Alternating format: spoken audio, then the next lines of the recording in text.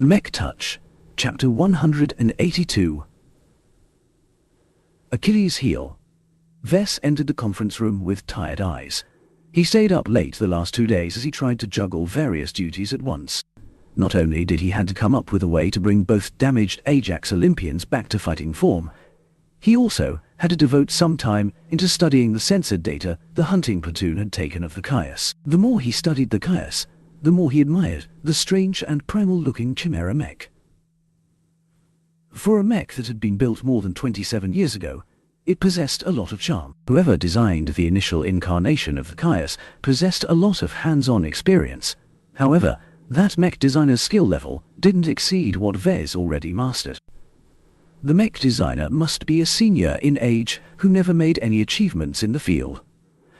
Doubtlessly, he only reached the level of an apprentice mech designer in his later years.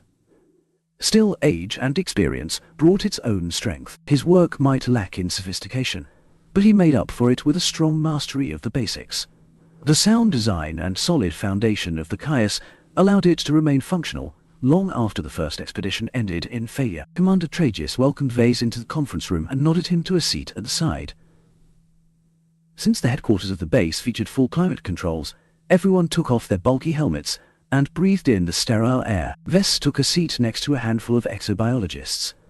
They had been studying the same sensors readings as he had, but they focused instead on the incredibly powerful heat organ. The room already had a handful of other important people present. Captain Kane sulked next to Tragus, while an officer, wearing the uniform of George's cavalry, conferred with someone from the Stray Phantoms. A handful of other officers whose roles V's couldn't guess rounded out the gathering. Commander Tragus clapped and gestured everyone to take a seat. Now that we are here, let us begin with this meeting. First, I'd like Captain Kane to recap her encounter with Dr. Jutland and his strange biological mech. Captain Kane didn't wish to recount the awful experience, but Tragus put her on the spot. She briefly described the events that took place, and described how a crippling strike against one of her heavy knights forced them to hunker down and wait for rescue. No one laughed at her. They all knew that she did her best under the circumstances. The power and endurance shown by the Chios exceeded every other mech in the expedition. After she sank back into her seat, Tragus turned to Wes. Before we go into Dr. Jutland, let's start with the Chios. Mr. Larkinson, please relay your analysis on the chimera mech. Wes dutifully described his initial results, and threw out a guess on the identity of the mech designer. One thing to note is that the Chios shows definite signs of cross-discipline collaboration. At a minimum, a mech designer and a specialist in biology have had a hand in its initial design. He summoned up a projection of the chimera mech's wireframe model. Sections of it had been shaded in blue, while a lot of other areas had been shaded in red. That's living tissue. Chimera mech isn't so much a mech, but is more like a carcass brought to life with the help of technology. The Chios told a story of its own. The mech hadn't been designed and fabricated in a well-stocked workshop. It looked more like a product that a mech designer came up in the field. The lack of facilities, along with the limited amount of supplies, necessitated some compromises. The survivors of the first expedition must have started hollowing out a hexapod king carcass. It's powerful on its own, and Dr. Jutland must have done something in order to preserve the heat organ which acts as the power reactor for the Chios. They then augmented it with parts salvaged from other mechs in order to turn it into a controllable war machine. Isn't the beast supposed to be dead for over 2 decades? Captain Kane suddenly asked, expressing the bewilderment of much of the mech pilots present in the room. How come it hasn't rotted to the point of becoming a useless mess? That's something for the exobiologists to explain. Wes nodded to the exobiologists who patiently remained at their seats. I don't have a clue how Jutland managed to stretch the longevity of the Chios's muscles and organs, but there's obviously been some failures over the years. You can see in the readings that there's a lot of gaps and places where salvaged parts have taken the place of living tissue. So the mech is failing? Tragus honed in on the most important point. The state of the mech is fairly awful at this point. Wes stated carefully. That doesn't mean it's a pushover. The design is incredibly robust. The mech designer, whoever he may be, had built it to last for years, perhaps in anticipation that a second expedition will arrive 27 years later. However, the patchwork repairs over the years has not been very effective in maintaining the full capabilities of the design. In other words, the mech designer is dead. He's either dead or is unable to help with the maintenance and repair of the mech. Whatever the case, these repairs appear to be done by someone who is inventive but is not an engineer. The current version of the Chias has already drastically drifted from its original design to the point of performing around 20 to 30% worse. Captain Kane shuddered at his words. If her hunting platoon faced the Chias at its peak, then they would have been smacked down hard. This sounds promising. Commander Tragus smiled viciously. While the Chias represents an enormous threat to this base, we still have a chance to turn the tables on Dr. Jutland. Dr. Mello, please report your findings on the biological aspect of a Chias. A prim and proper middle-aged woman with her brown hair tied in a neat bun stood up from her seat. Our studies of the hexapod species and its various properties are still ongoing. Though we lack a direct comparison of an apex hexapod, our studies of the smaller hexapod adults allow us to extrapolate the properties of this chimera. Dr. Mello slowly explained her findings in a simplified way. None of the people present had a background in the biological sciences, so she skimmed over much of the details. The Chias takes advantage of the remarkable capabilities of the heat organ, as you call it. The doctor frowned for a moment, as if she disdained the layman's term of such a powerful example of life's ingenuity. The role of this marvelous organ is first and foremost to draw in power from ambient heat and radiation. It is incredibly capable of doing so, to the point of absorbing the energy from any form of direct energy weapons with near complete efficiency. What is even more remarkable is the role the monoexerite plays in this system. It's part of a complex organic structure that's compressed all of that energy into a space the size of your palm. What she described truly defied convention. While the most advanced technology humanity had at its disposal could also achieve such an effect, that took thousands of years of scientific accumulation to develop. Even Vess couldn't recharge his precious shield generator by himself with the facilities he had on hand. The Chias expended a lot of energy in the last engagement. Its breath weapon is especially potent. Do you believe the Mech is on its last legs? The doctor shook her head. Do not underestimate the prowess of the indigenous life forms on this planet. The heat organs become increasingly more formidable the larger they become. The average hexapod adult has a heat organ the size of a human, while the heat organs of an apex hexapod has reached the size of a small aircar. She waved her hand, causing the projection of a wireframe model of the Chias to zoom in to the center of its torso. Its heat organ deviated from its purely organic counterparts with the addition of various mechanical attachments that served unknown purposes. The Chias is unusual in its size. It is about 50% larger than what our models suggest. Our conjecture is that Dr. Jutland must have preyed on other hexapods and processed their heat organs to augment the Chimera Mech's biological functions. All of the other tissue show evidence of extensive modification, much of which we are still determining their purpose. In other words, the exobiologists knew that Jutland had done something, but they didn't know how he did it. Still, the effects spoke for themselves.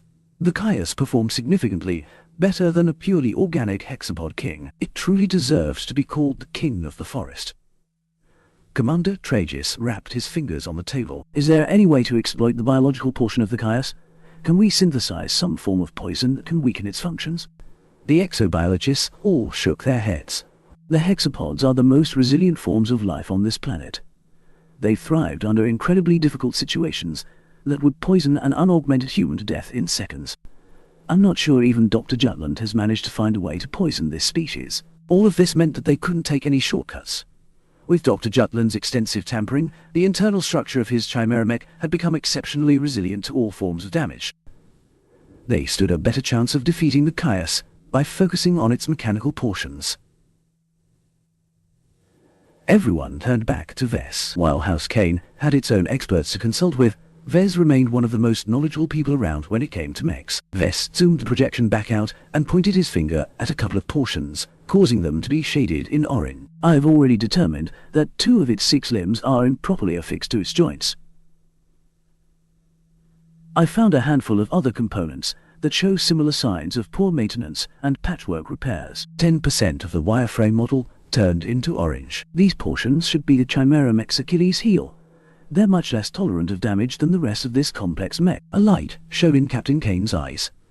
She dearly hated the Chias for beating her first command to the point where they had to abandon their mission and return to base in disgrace. Her Cathrek also lost its hand at the end, which cut her combat effectiveness in half. Unfortunately, the scans we've made of the Chias has not been very extensive, especially in its deepest portions. I'm still unable to figure out the state of its cockpit, or if it's even present on that thing. However, I'm confident that the weak points I've pointed out should severely impact the performance of the Chias. In truth, Vess learned a lot about the Chimera Mech's internal structure with the help of Lucky's surreptitious recordings. He even encountered something frightening that gave him a whole new conception of what mechs were capable of. He left all of these details out of his story because he didn't wish to explain how he got a hold of this information. After Vess finished his report, the meeting turned to other topics. They talked about Dr. Jutland and whatever scraps of information they found of his background, which was surprisingly brief. He definitely had a checkered past, but someone with a lot of power had scrubbed all mention of the man from the galactic net. Trigis even brought in a psychologist who talked a whole round of nonsense about the crazy doctor's mental state. Vess largely slept through his long and winding explanation. The man had simply gone native. He also let the poison in the air affect his judgment, despite his best efforts to modify his body to become more compatible with the environment. The 27-year-long wait for the next expedition had also taken a toll on his psyche. At the end, Commander Trigis relayed something unsettling. The mercenaries in the field have started to relay unusual movements among the hexapods. Much of them are being drawn away to the east of our position, which is where the hunting platoon had been circling towards. Our analysts believe that Dr. Jutland is gathering them for an assault. The news came like a thunderbolt from the sky. While the hexapods possess a formidable amount of power, they generally acted with beastly instincts, and thus could easily be outfoxed. They also generally roamed the forest in a solitary pattern. If Dr. Jutland gathered them into a horde and directed them with a rudimentary strategy, the base camp could very well be overrun. We should ask for reinforcements from the fleet, a nameless officer proposed. His eyes darted around, as if he feared a hexapod could jump out at any moment. There are still a lot of mechs that haven't been shipped from orbit. That is out of the question. Commander Trigis shook his head. The vast majority of the assets this expedition has brought comprise of spaceborne mechs that function best in zero-G space. Bringing them down to the surface, where they will have to face crushing one-point-at-time standard gravity, will severely hamper their effectiveness. In addition, the spaceborne mechs also possessed flight systems that wouldn't be able to function in atmosphere. This severely neutered the spaceborne mechs to the point where they were better off with deploying obsolete mechs. I hate to be the bearer of bad news, but I also have to relay an important change that affects our entire operation. The base commander continued. Scout ships have reported sightings of a small but potent Sandman fleet. They're approaching the Groaning system in an inexorable march. Due to this approaching threat, the main fleet has quietly left orbit to meet the Sandman fleet in battle. If the threat of Dr. Jutland could be likened to a rabid dog, then the threat of the approaching Sandman fleet was comparable to a hungry tiger. Between the two adversaries, Lord Kane put a higher amount of priority in beating back the spacefaring aliens. Half of the people present in the conference room adopted despairing expressions. Even Veth frowned at the news. The departure of the Ark Horizon cut off their supply lines, which meant that they couldn't get their hands on replacement armor plating for the damaged Olympians.